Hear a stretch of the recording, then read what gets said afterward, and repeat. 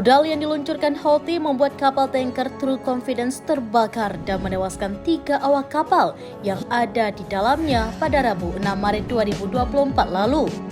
Namun kerusakan yang dialami oleh kapal milik Amerika Serikat itu baru dipublikasikan pada Minggu 9 Juni 2024. Kapal tersebut mengalami kerusakan parah dan hangus nyaris di seluruh badan kapal.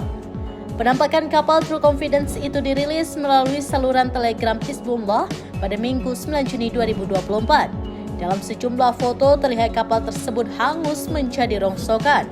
Nyaris seluruh badan kapal tanker tersebut menghitam akibat dilalap kobaran api. Di sejumlah sisi juga terlihat mengalami kehancuran akibat serangan rudal Houthi. Dilansir dari SerambiNews.com, kapal tanker Amerika Serikat True Confidence dihantam rudal Houthi di Teluk Aden pada Maret lalu. Akibat serangan tersebut, kapal True Confidence terbakar hebat.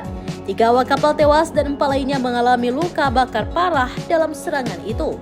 Menurut juru bicara Houthi, Brigadir Jenderal Yahya Saree, serangan tersebut diluncurkan setelah awak kapal Amerika menolak pesan peringatan dari Houthi.